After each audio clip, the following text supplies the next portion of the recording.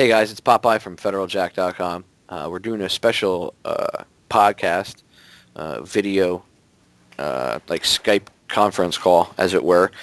Today I'm with Steve Stars, and Steve and I are discussing the Abraham Lincoln assassination, and because of the amount of information that was going back and forth in this conversation, I decided to record the audio, and we're going to put together a video, with some pictures and stuff showing what Steve and I are going to be talking about throughout the call, mostly Steve, and we wanted to get the information out there. I am going to have Steve on my show on Sunday, I have to look at my calendar here, the 29th from 5 p.m. to 7 p.m. on the Orion Talk Radio Network. You'll be able to listen to it, Micro 1650 AM.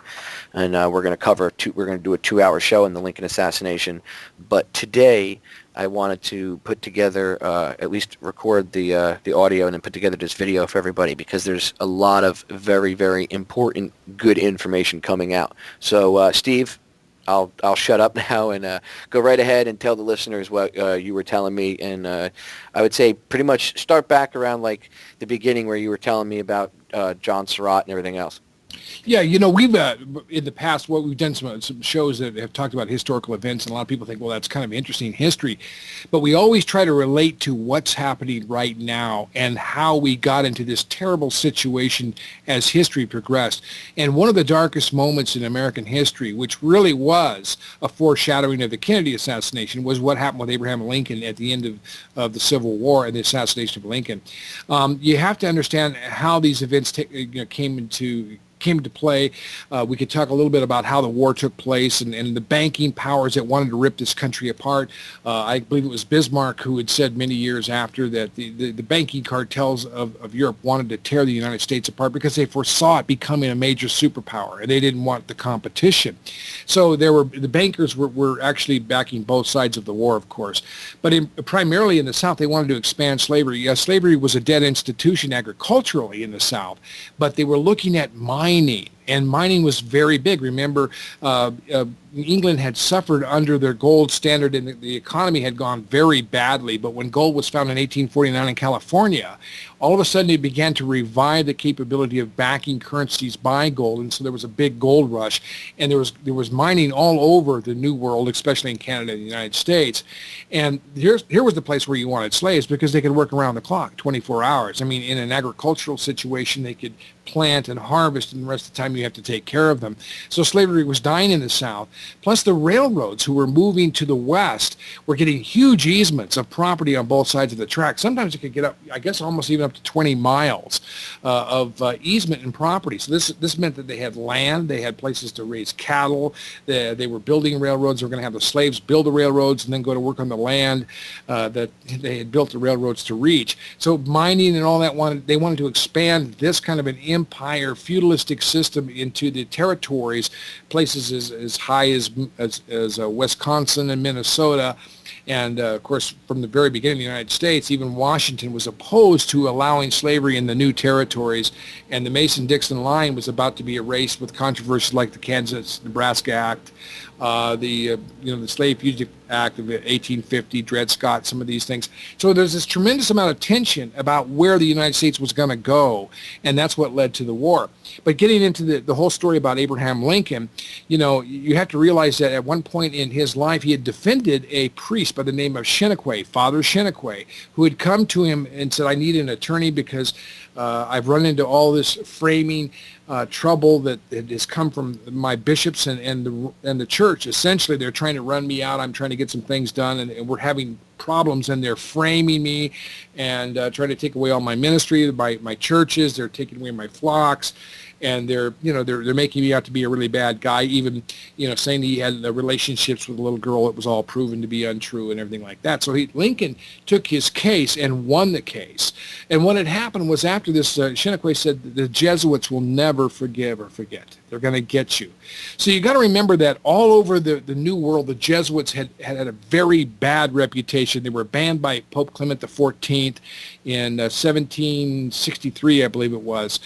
And or was it 1773? But around about that time, they were run out of nations in Europe: Spain, Italy, various other places had decided that they'd had enough of the Jesuits after 500 years of intrigue, assassinations, political, mischief, all kinds of things. It has happened over and over and over.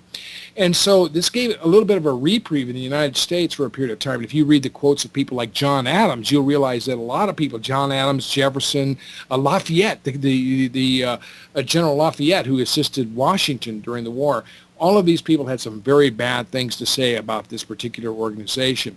But they began to emerge again because I believe they actually poisoned Clement XIV.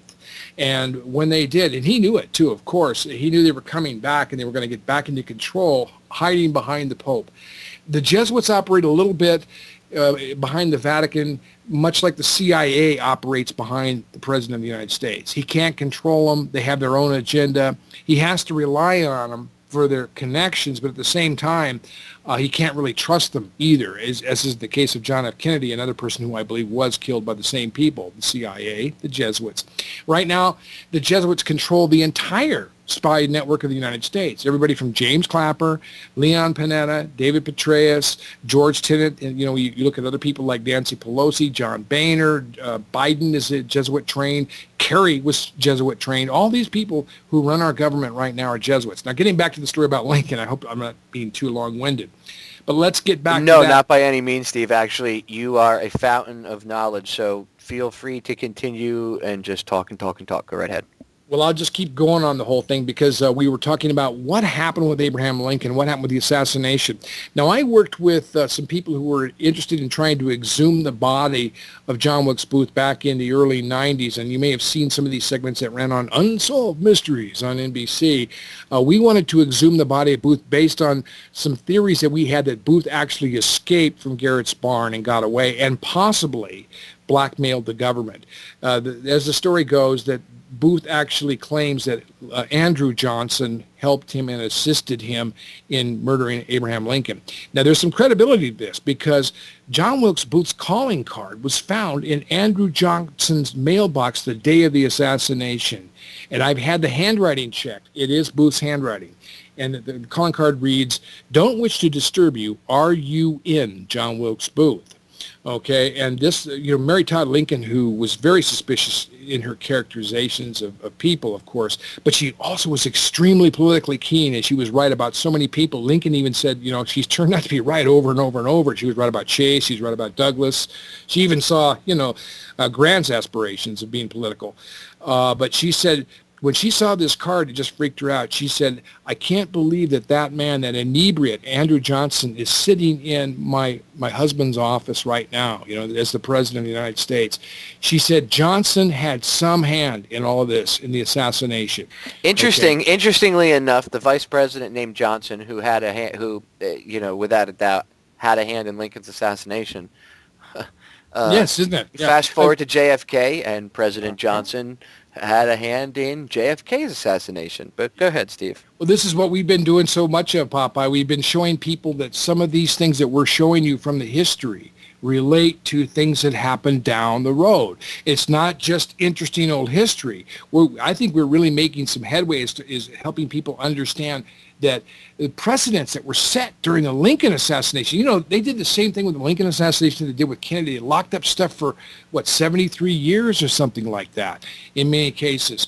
Well, Andrew Johnson was impeached. He was the first president to be impeached, but the impeachment did not go through to throw him out of office because he was saved by one vote, and that's, kind of skeptical.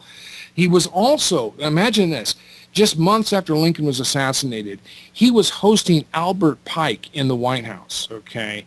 If you know anything about Albert Pike, you know that he was, this guy's a Civil War general. He's one of the crappiest Civil War generals, by the way, but right. Yet he happens to be a master Mason. He founded the Ku Klux Klan.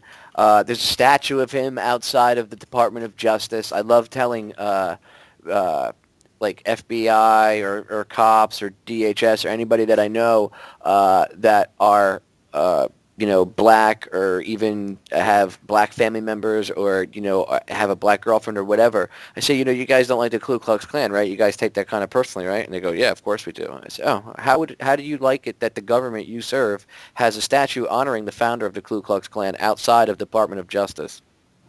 Yeah, And they just look at me, they're like, huh? And I'm like, yeah, go look it up. Albert Pike. Yeah, the guy was a Satanist in a sense. If you can read his book Morals and Dogma, one of our favorite guests, of course, is Ralph Epperson, who talks about this. So he'll show you, any of his books, you can find out exactly who Albert Pike was and what his whole agenda was. This man was deeply involved. Albert Pike in the 3 World Wars. And what's creepy is that essay that, and some people say, oh, Pike didn't write it, but what was written and said that Pike wrote, if you read it, World War I was started exactly how, and this thing was written after the Civil War, but before World War I. And World War I was started the exact way it said they were going to do it. World War II started the exact same way. And the coming World War III that they're starting now, and everything that they're doing is exactly as it says in this memo or letter or whatever you want to call it that was written by Albert Pike over 100 years ago. Yeah, that's exactly it. Yeah. Go ahead. But that you're right on there, because again, what we're talking about, Popeye, is this is stuff that was happening then that you need to know now, because just like we said before, Albert Pike and this 100-year plan with the 3 world wars, maybe people have said, well, there are lots of references to the fact that this thing is existent. Others said, well, we can't really prove that it wasn't existent at all. But yes, history has followed exactly on course, just like you pointed out, Popeye. Whether it was real or not, oddly enough, it was coincidentally, in line with what has happened in the last 100 years. And we are looking at the consummation of the entirety of this thing, and that doesn't look good at all with the 3rd and final World War between the Western capitalists and Zionists and the communists and Islamic world. I mean, that's what's happening right now. And so here's this guy in the White House. I mean, he's a Confederate war criminal, okay? Very deeply involved in the occult, of course. And Andrew Johnson is giving obeisance to him, you know what I mean, as if he's like a master mason. And Johnson is being raised in his level of masonry involved here and hosting this war criminal in the White House just months after Lincoln is assassinated. So that gives you an idea of who is actually taken over at this point. So, I mean, the story is very in-depth, but we could study a lot of things about what happened on the assassination. I think there's a very good chance that John Wilkes Booth escaped, that he was not shot at Garrett's barn, and that he may have been hanging around with a lot of information potentially that could blackmail the United States. He had ruined his family name. He had no future. He was a wanderer and a vagabond. Some say that he turned up in near Dallas, Texas, as a man by the name of John St. Helens. There was a mummy of a guy who claimed to be John Wilkes Booth. I've actually done the investigations, the forensic studies on all this stuff. And guess where I went and got all the information? Georgetown University Special Collections Library. I knew him very well. Jesuit headquarters. That's right. I had no idea that. See, here you go again. I had no idea what I was looking into when I was studying the Lincoln assassination. It all came out of our goals, which was to produce a Lincoln miniseries. We wanted to create a Lincoln story, just a good family story for people to enjoy. I had no idea what I was getting into here. I mean, the stuff is so deep that you start to realize, man, it's so satanic and evil. You definitely see the forces of light versus the forces of darkness, and the forces of the Constitution and the Bill of Rights versus the feudalistic slavery of 500 years of bloody, ugly history emanating from the Roman control over the Western world, And so, I mean, it's all about that. And here you see this fellow by the name of, his name is Judah Benjamin. And he is a very famous person in the Confederate South. He, obviously Jewish. He is a banker and involved with the Rothschild banking cartel, Popeye, and he's been an agent for them for quite a long time. And at one point, he's the Secretary of Defense, the Secretary of the Treasury, and then another point, the Secretary of State. He had a number of different offices. I mean, he kind of floated in and out. At the end of the war, when everybody's fleeing there, he's giving money to John Surratt, at least $200 in gold, which was a lot of money then, and helping Surratt dispatch messages. And John Surratt does not make any apology or any denial of this. If you go on the internet, you can read his speech, which he was forced to quit giving, by the way. They put very heavy pressure on him. But this guy was involved with the assassination. He turns up in Rome. He was photographed in Rome. If you Google John Surratt, Surratt, you can see him sitting as a papal zouave. He's one of these attendants. He's wearing the little cap with the little gown and everything like that. He turns up in Rome after the assassination. His own mother swung on the gallows. If you saw the movie The Conspirator, this is what happened to his mother because it was her boarding house where Booth and all these other people were staying. But the point is very simply this, that the powers of Rome and the powers of the banking cartel, the Rothschild Vatican Bank that had merged in 1822 following the War of 1812, was determined to take over the United States of America, determined to exploit slavery, determined to break up a republic, because Rome has always hated free republics. I mean, they don't serve the Pope. And so as a result, they actually employed a lot of agents to tear apart the United States with a lot of hoopla and hideous, just bogus ideology between North and South as the bankers were feuding and building this war system up, as we've seen them do over and over in Europe, where they play both sides, the old Rothschild game. And then wanting to expand slavery, rip up the country. When it didn't happen, when Lincoln issued the greenbacks, which were a national currency from the Treasury, not a private bank, a central bank, but not a private central bank, owned by the people, meaning that the people got the interest instead of the banksters. Get it? That's the way it's supposed to work. This was really insulting. He freed the slaves. He held the Union together, and he actually tried to free us all from the banks. I mean, the real slavery issue that Lincoln tried to fight wasn't about the slavery of the South and blacks. It was about all of us to have our own money.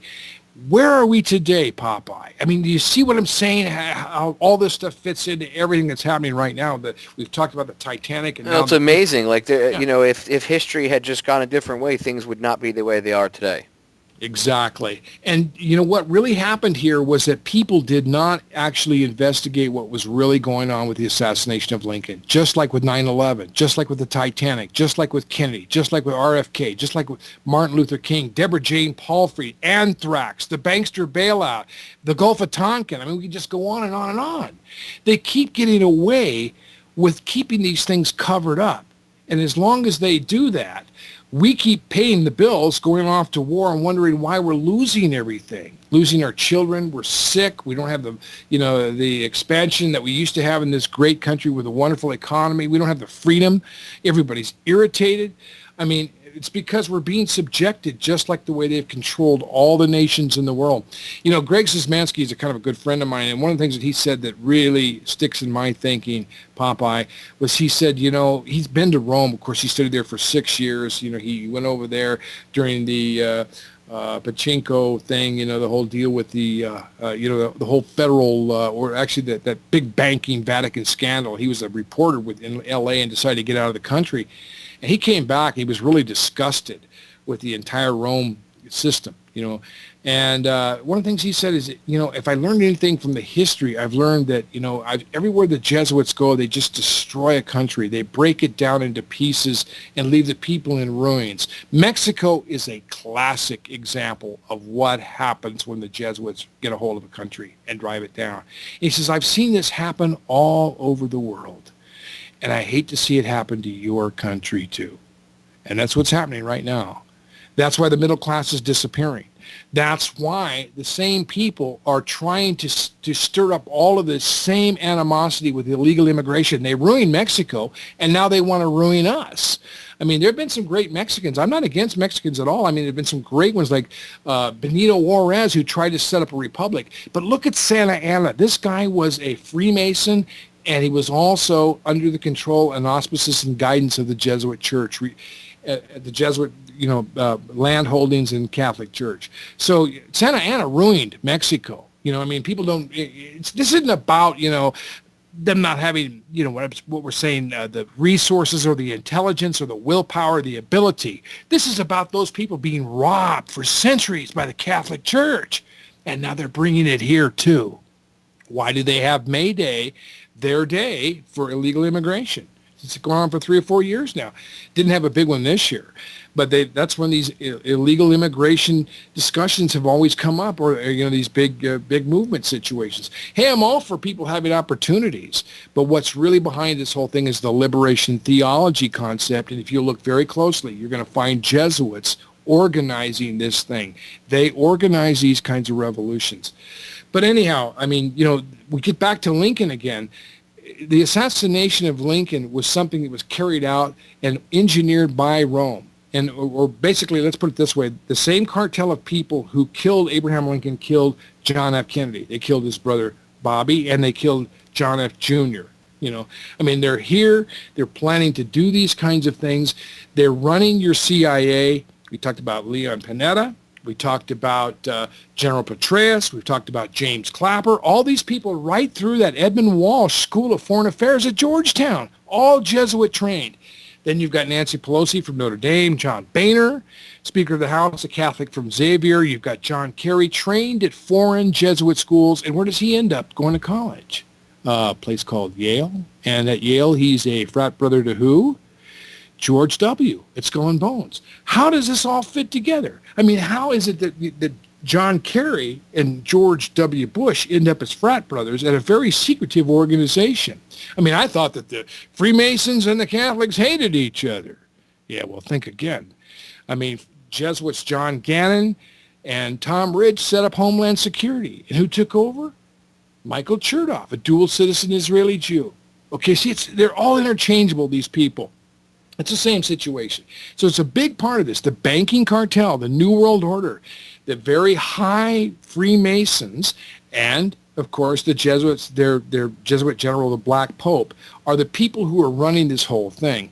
And, as all these Patriot radio stations and so many different programs, and I compliment you, Popeye, because you haven't been afraid to deal with this, and Bob Tuskin as well, and so many others, where this has gone completely under the radar. In the Patriot Truth movement, who these people are. They run every intelligence organization in the world, from Mossad to ISI to MI6 and MI5 to CIA, NSA, up and down the ladder. It's the same people. And that's why the country is going the way it is. And this all goes back to the Abraham Lincoln assassination, Garfield, McKinley. I believe that they actually poisoned both Zachary Taylor and William Harrison. The first man to die in office was Harrison, and it had to deal with these banking issues. But those are some of the things that we could talk about. We'll get onto that on our program. I guess this is a good video intro for that, Popeye. What else should we talk about? Well, you were talking about off air. You were getting into details about the fact that they hung Surratt's mother, and you touched on that, how they hung her, but you were explaining how her lawyers actually went and talked to the priest or whatever and said, look, we know you guys are hiding this guy. Yeah, that's right. And you can see that in the movie The Conspirator. What's really disappointing about Robert Redford's Conspirator is that after his mother hangs, and she hung with the other, with David Harold, George Azaroth, who was supposed to kill Andrew Johnson. He was living right underneath him in the, I believe it's a Kirkwood Hotel, but chickened out. Here's the first man that, got hung for chickening out to kill somebody, right? But he was part of the conspiracy. And then Louis Payne Powell, who made the attack on Surratt. I mean, not Surratt, I'm sorry, William Seward, the Secretary of State at that time, Bill Seward, from famous for Seward's Icebox. Yes, many people may not know that the night Lincoln was assassinated, there were other people in his cabinet that were targeted as well. That's right. This is the reason why John Surratt was out in front of the theater as the timekeeper, calling out time, because he was coordinating this multiple attack. And this was brought into the trial. There was a one Sergeant Dye from the Union that said, and other people that said, we saw him out in front of the theater calling out times by the president's buggy, And then, of course, he's claiming that he was in New York. So he disappears. His mother is being held as bait to get him. And in the movie The Conspirator, I guess the guy's name is Frederick Aiken, who is the attorney that represents Mrs. Surratt, goes to her priest and says, look, he's obviously connected with the Jesuit rat lines that have hustled John Surratt out of the country. He's hiding now, and will end up in Rome, of course, where he'll be photographed. He's saying to her, to the priest anyway, on her behalf, her attorney is saying, look, we know that you have John Surratt. You're going to have to bring him back or she's going to swing. I mean, his own mother is going to die. And, of course, this is what you have to do. Remember, we talked about that oath to the allegiance to the artificial god called the Pope, You have to be willing to let your own mother die in order to keep the secrets and interests of Rome out of the open from being discovered. I mean, look at these awful, atrocious, hideous pedophilia cases that just settled recently in Oregon and places like that. I mean, this kind of stuff is the skullduggery and evil. That's just the tip of the iceberg with these guys. But anyhow, the point being very simply that even Robert Redford, who did a great job with the story, of course, he brings up a whole situation as to why these U.S. citizens are being tried in a military trial. I mean, the parallels there. Of course, it looks like Gitmo. It looks like the 9/11 trial. They originally, another broken promise from Obama was going to be a civil court case, and now they're moving it to Gitmo. All this stuff has nothing to do with free and open justice where there's honest testimony. It's about covering the story up and getting it done. You know what I mean? Business as usual, and the people who run this business are extremely corrupt. And it should make everybody mad. But the point is very simply this, that even Robert Redford did not deal with the real issue. And at the very end of the film, John Surratt is back in prison, but you don't know how he got there. You don't realize that he was identified in Rome, and members from the U.S. Embassy said, hey, look, you've got a guy that we think was a party to the assassination of Lincoln, and we just had to hang his mother, turn him over right now. Well, he disappears. He escapes. Isn't that interesting? The Vatican says, okay, we'll give you John Surratt, and then he escapes. They helped Nazis escape after Germany, after World War II. Was it only 20,000 or was it closer to 30? I think it was probably closer to 30, if you ask me. But they'll tell you, it was just a few of them, and they were being persecuted. Mm-hmm. Yeah. Mm-hmm. A war criminal is a war criminal, and 20 or 30,000 doesn't matter. You get 1 or 20,000. Yeah. There's so many of them. It's incredible, and it's incredible to know. People don't realize how deeply the fingers of the Vatican are involved in everything. You were also telling me how we didn't have diplomatic relations with the Vatican from after the end of the Civil War until like 1982, correct? Yeah, and I think it was 1869 they severed all diplomatic relations with the Vatican. It's also interesting that in the Andrew Johnson impeachment trial that he was actually charged from the floor by, I believe it was Senator Butler. When things broke down and people were starting to get very impatient, there was one senator who charged him during the impeachment of being a party to the assassination of Lincoln. So at this point, it was starting to open up. They were really starting to figure out who these people were who were behind all this. Now, some people have painted up Edwin Stanton, the Secretary of Defense, as being a bad guy. You'll see him in the film if you go see The Conspirator. A lot of people think that he was a party also to the assassination of Lincoln. And there's very, very good reasons why they could think that. I'm not going to completely conclude that he wasn't. But the reality is I think that Stanton knew what happened, but he had already been the Secretary of Defense. He barricaded himself in his office when Johnson tried to throw him out. Johnson and Stanton hated each other, but I think Stanton knew what was going on with Johnson. But he looked at it this way and saying, look, we've been through 4 years of war. If people find out now what actually happened in Washington, everything's going to come apart again. I think he made that decision, what really wasn't a good one. But he said, we've just got to get beyond what's happened here and get the government back on track. Johnson's in office, but he'll only be there for 4 years. And Stanton refused to leave his post. And, of course, General Grant took over after Johnson was nearly impeached but finished his term. But, I mean, it was a horrible time in American history. And if you look at the Vietnam War and Lyndon Baines Johnson, of course, there's all kinds of reports about George H. Walker Bush Sr. being in Dallas, being connected to George de Mohrenschildt, and that would be a connection to Lee Harvey Oswald and the whole thing with Operation Zapata. And de Mohrenschildt, interestingly enough, blew his head off right before he was about to be questioned by Congress. Yeah. Interesting, isn't it? All these people sort of disappear and die when the truth gets very close to coming out. So, I mean, we could go on, but I think what we've done is given people a pretty good introduction. We could talk a little bit about the details of John Wilkes Booth's supposed apprehension at Garrett's barn and why a lot get of into it. that. You were telling me that it might not even have been him. Yeah, it's very likely that it wasn't. I mean, there's information that came out that was released in a book by Louis Weichmann, who was in the movie The Conspirator. He only had a couple lines.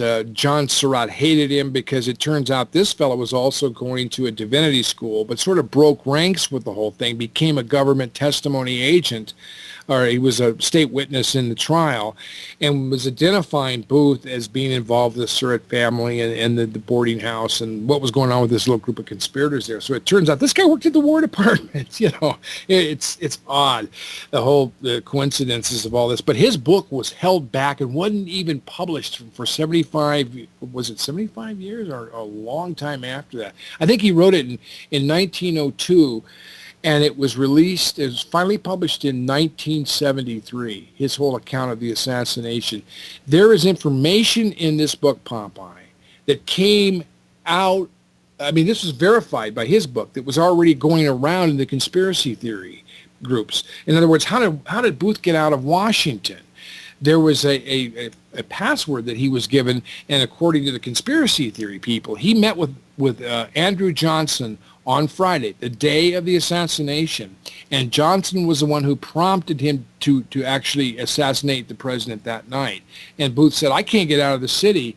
You've got Grant's guards everywhere. How am I going to get across the Anacostia Bridge? I just came across this morning. They detained me for 3 hours. There's no way I'm going to do this. I can't escape.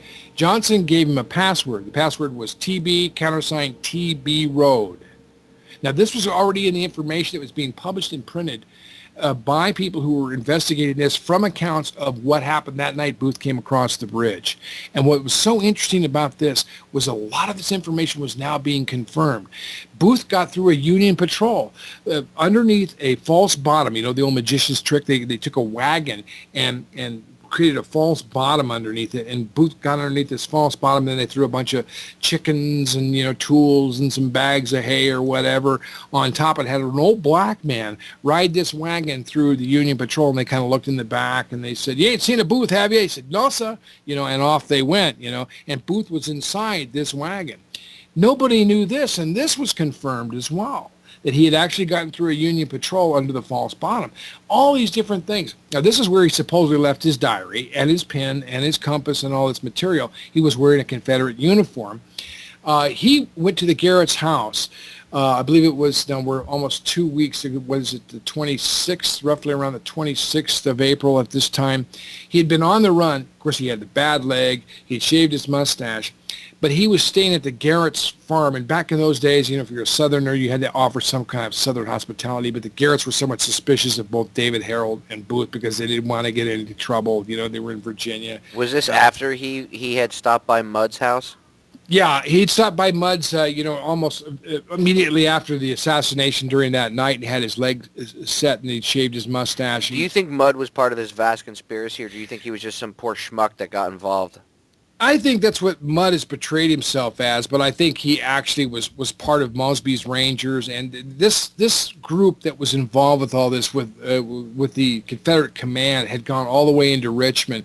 Mudd had enough contact with these people to be, now I wouldn't say he was a deep insider, but he knew enough of what was going on. So I think when Booth came to his house, it wasn't like it was a complete surprise that somebody involved in the rat run or this whole situation, their means of communications in the South. So I wouldn't say that Mudd was extremely guilty, but I would think that he probably did know Booth and did know what was going on here. He was somebody that it was another ally that they that they could call upon.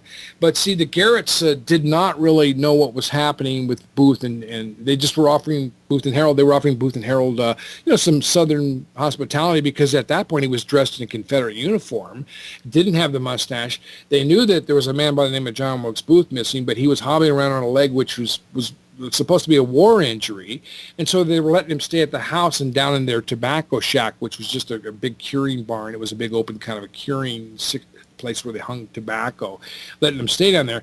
But they had some concerns that there might be some evil going on here, and they were afraid they were going to lose their horses. Now, here's what's so interesting. I call this my missing horse, my missing horse, theory about the potential of John Wilkes Booth's escape. There were 3 Confederate soldiers, they're actually officers, Bainbridge, Ruggles, and Jett, who were up on the bluff, and they had been watching the Union troop with Conger and Daugherty come down, looking around in that vicinity, because they had actually tracked Booth this area, and they knew that he had to be in some part of this region. So these 3 officers, these 3 Confederates were part of Mosby's Rangers. They were part of that same, network, that pipeline that I was telling you about. They had seen the Union patrol, and the Union had seen them about 2 o'clock in the afternoon. Now, the Union made the wrong turn and went off on the wrong direction, and they rode on off at the T intersection where they were, back down toward Port Royal and Garrett's barn. And Booth was sitting down on the lawn. Now, we know from history, all accounts tell us this. Booth was sitting on the lawn, drinking lemonade. Of course, the Garretts are getting a little suspicious about what's going on. They're hearing some things. And, by this time at 2 o'clock in the afternoon, he's being told where the Union troops are. All right, it's not like we're told from the historical account, the official story, the official story is that Booth was apprehended there almost 12 hours later in the middle of the night. Now, Booth knows exactly where the Union is. All he needs is a horse, okay? And there are 3 men riding horses there, 3 Confederate soldiers. I think that, according to some accounts, 2 men were doubled up on 1 horse. I think they gave him a horse. I think he took off sometime that afternoon and was gone. Harold came back with a Confederate soldier and a look-alike, a guy that looked like his name was Alexander Roddy, a red-haired fellow. And this was going to be Harold's cupboard, but Harold also had the diary that he had to fetch and all these other personal items, so he had this kind of stuff stuffed around there as well. I think Booth was long gone. This is the story anyway. So now the Union troops come back about 2 in the morning, okay, and they wake up the Garretts and they say, where are these men that are standing? So, well, they're down in the barn. Who are they? We don't know. They're just down in the barn. So they go down there, they surround the barn, and they say, surrender and come out now. Well, this one guy says, we're not coming out. You know the whole story. You probably see it in the Conspirator or any number of these films about the apprehension of Booth. So they set fire to the barn. David Harold comes out, who was Booth's protege. He says, the man in the barn is not Booth. Okay, and then this guy's going to put up a fight. He says, I'm not coming out. Well, a Boston Corbett, one of these Union guys, he's a Union corporal, puts his carbine on his arm and looks through the cracks of this burning, barn, and he sees the silhouette of this guy and fires a shot and hits him in the back of the neck. Well, he goes down and they drag him out, and now they think they have Booth, okay? This is the situation. Now, there's a Dr. May, a fellow who knew Booth, and he's on record as saying, interesting. This man has red hair and freckles. This man doesn't look anything like Booth. He has red hair and freckles. Booth has jet black hair and an olive complexion. This is not Booth. And then somebody says, we just shot Booth. Let's see, turn him over and see if you can see the operation that you did on his neck where you removed a boil. Now, so he turns it around so you're not seeing his face, right? And, of course, he's been shot in the neck, too, right? So, oh, yeah, right, I see that. I see that. I can't recognize his face, but I can definitely recognize my surgery on the back of his bloody neck. Yeah, this is definitely Booth, okay? This is the man that became the body of John Wilkes Booth. Okay, there were other people that looked at him. Another fellow by the name of, I think his name was Allen, who was a corporal or something like that. They took him to the Montauk, a ship called the Montauk. The photographs disappeared. They were all broken. It's another one of those bin Laden stories. You know what I mean? We got somebody here who's supposed to be dead, but we don't have an ID on him. Okay, he's missing again. Another fellow looks at him and says, well, my gosh, this guy's got red hair. This isn't Booth. I know Booth. There were several people who went on record saying the body we have here, this isn't John Wilkes Booth. Okay, so now here's the situation. Harper's Weekly has this story. It's all a lie. You can see these two Union soldiers wrapping the body up in burlap and throwing it in the swamps of the Potomac. This is what Stanton told everybody they were going to do because they didn't want a monument to John Wilkes Booth. They just threw him in the swamps. Turns out what they actually did with the bodies, they put it in the Washington Naval Yard out there underneath caissons in a part of the arsenal where they kept, parts for things like cannons and, wagon wheels and stuff like that for 4 years, all during Johnson's administration. Finally, when Johnson comes out of office in 1869, as a parting gesture, he grants the body to be exhumed from the Naval Yard and returned to the Booth family, which is where they buried it. Okay. Other people saw the body, weren't supposed to look at it, and said it had red hair. This is the reason, Popeye, why we and Unsolved Mysteries and so many of us have been trying to get the exhumation of the body of Booth for all these years. Because we said, look, if the body is there, if he's got the red hair, or if we'll know from DNA. I mean, we've got people who will provide the DNA, but we can do all kinds of facial reconstruction. We can look at hair color. We can look at various number of different kinds of things for identifications, even height of long bones and all this kind of stuff. I've done a whole lot of work of the forensics on this, but we can determine whether it is actually John Wilkes Booth if we can get the body. But the Baltimore judge will not let us have it. Okay. What do you think that means? I don't know. I think it means that they're still covering this up all this time. And that in fact, Booth may have escaped. He may have known and had specific information about Johnson, Andrew Johnson's involvement in this, and other people in the Union. And the whole thing might blow open and explode and prove that this conspiracy has been going on all these years. After Lincoln won the war, the only thing they could do at this point was shoot him and try to take over the government, decapitate it in a coup d'etat by putting Andrew Johnson, the sluggard, in there. And then you see where things went bad after the war. Same thing happened with, LBJ, of course. And then, of course, that wasn't bad enough. They had to kill Bobby and Martin Luther King and everybody else, too. But you see kind of... Is LBJ in any way, shape, or form a blood lineage to the other Johnson, the earlier one from the Lincoln era? I don't know. I don't think so. But, I mean, Johnson's a pretty common name, but they certainly are very characteristically the same because, in both cases, I believe they were both, the vice president that had something to do with killing the president himself. Absolutely the same kind of character, that's for sure. And look at the disasters that resulted in both administrations. Without a doubt. It's just amazing information. And, Steve, you said you were with the family of Booth, correct? And there was something like, how many family members exactly were there that actually wanted to get the body exhumed and the judge said no? Initially, I believe it was in our 90, what year was it when the investigation ruling came down? I'm trying to remember. It's kind of funny because I did a story. It was on the Denver Post. I got lucky enough because the main editor left town and a Civil War buff was publishing for the week. He says, I like the Civil War. Let's run your story. Because normally, mainstream, Times Mirror newspaper. But I ended up on the front page of their living section, and this went out all over the country. And Weekly Reader got it. That little kid magazine, or the little kiddie newspaper. I considered it an extreme honor to be featured in Weekly Reader because I know, now you're hit the top, when you get a chance to talk to, this was about science and history. Everybody was really excited about that. I was really excited about it because I said, man, this is great. Kids get a chance to look at how we can use science to learn about history and to verify history. Well, that's how big the story was. And there were 22 Booth descendants. Now, Nate Orlowak is still working on this. As a matter of fact, just recently, Brad Meltzer's Decoded on History Channel ran another piece asking these same questions. This thing has been around for quite a long time. I know the fellow Nate Orlowak. He and I have worked on this for many years. I've advised him. I've come up with some forensic tests. I've even got some things that I'm still working on that if I had the money, I could do the DNA tests and a few things like this to determine what actually happened. So this story's been around for a long, long time. But, it's interesting enough, Popeye, that a History Channel doesn't really want to know about the connections with Andrew Johnson. You know what I mean? They ask all these other interesting questions, of course, but they don't really want to delve into the whole thing about how Andrew Johnson may have, in fact, been behind this, whereas Unsolved Mysteries with Robert Stack did a long time ago. Now, I never actually met or worked with the Booth family, but they were a part of the our entire push and investigation. Nate Orlowak had worked with them and the people on that side, and that's where they assembled the 22 Booth descendants. And I think they had their attorney's name was Mark Sade. And they were the ones who filed for the exhumation, and it was turned down.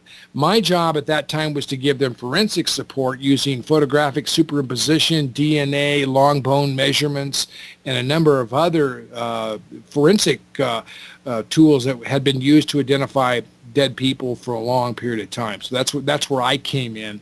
I still have a few of those in mind, and I've even recommended that they be used because there are some other things, a few other items out there that are possible links to DNA identification. But the question is, if Booth isn't buried there, why are they trying so damn hard to keep, if he is buried there, why is it a problem? You know what I mean? Why isn't it we can't have access to our own history here? This is the whole thing. Why is it that we're supposed to just accept whatever they tell us, whether it's 9/11, whether it's JFK, whether it's anthrax, whether it's the bankster bailout? Hell, we don't have to have an audit. Just give them your money. It's just absolutely insane the way we are bullied by this government and treated like children. And, we haven't been able to get into the body. We haven't been able to exhume it. There are other tests, of course, but what would it prove if Booth isn't there? It would prove just like, exactly what it would prove. What if we could prove that bin Laden was never shot on May 1st, 2011, that he was dead 9 years ago? Well, what kind of embarrassment would that be for a whole government, a whole economy in a sense, or our whole administration here? These are the kinds of questions you ask. These are what we keep asking. They're the important questions, Steve. They're the questions that have to be asked, because too many people have been, taught not to ask these questions, and they've been told that you're a conspiracy theorist if you ask these questions. But if you go throughout history, it's the mainstream history itself has posed these these anomalies, and we're just saying, hey, look, this is what's going on. It's not like we're making this information up. We people don't sit in their basement trying to think of how they can make fake history. This is real history. Mainstream reality history. The people that control the news media just don't want you to know about it. And the people that control the education system are the very same people. So, yeah. I understand why people are brainwashed, but it's very important for people to look back on history. That's why when Bob asked me yesterday on the show about the Titanic, he said, why is it important that we know about this stuff, especially with what's going on today? Yeah. History is very important. If you don't learn history and respect it, you're doomed to repeat it. Yep. And that's what we've done. That's why we had the Kennedy assassination, the Bobby Kennedy assassination, the Martin Luther King assassination, the killing of Deborah Jane Palfrey, the D.C. Madam. This is horrendous. Even Geraldo was asking questions and thinking how can we allow this kind of stuff in this government and have any shred of credibility left anymore? You're absolutely right. And the reason why we point out these historical things as we've been doing, Popeye, is to raise these questions and show you how it got into this situation. And I really hope that there's going to be this day where we have a glasnost, if you like, the Russian term, open throat, or a moment of truth, where we come to the realization, we're saying, look, the country has wearied itself with lies. And we can't do this anymore. It's all coming apart. We've got to get back. The blood of 3,000 people swept under the rug on 9/11. I won't stand for it anymore. I won't vote for any candidate who doesn't want to get to the bottom of it. I like Ron Paul, but I'm pressing him hard. You need to make this an issue. It's time we quit ignoring this stuff. It's gone on and on and on.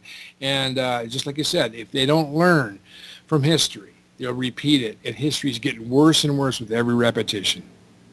All right, Steve.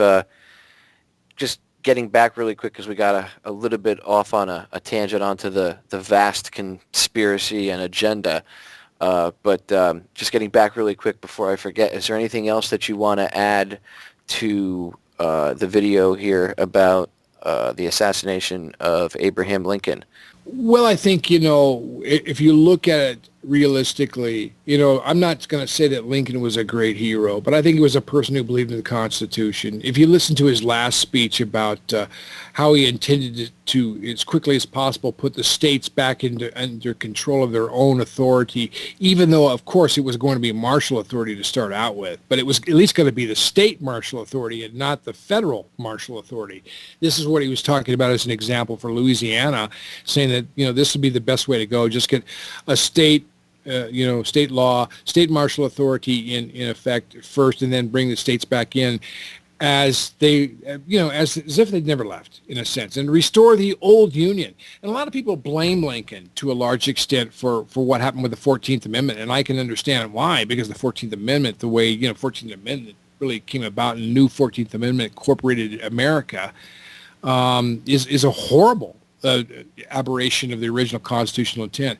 But I don't think Lincoln would have stood for that had he lived in office. So they had to take him out. They had to get rid of him. And they used the Jesuits to do it. If they couldn't win the war by destroying us, if they couldn't take us down, Popeye, by shedding, almost 500,000 people's blood, and rip the country apart, ideologically, or, use the banks to destroy all of our infrastructure, then they were going to do it by decapitating our leadership after we had won our own war. And that's what they're doing right now. I mean, even if we were to win the wars in Afghanistan right now, or Iraq or Pakistan or Libya, we'd come back to a state that would even be worse than it was before.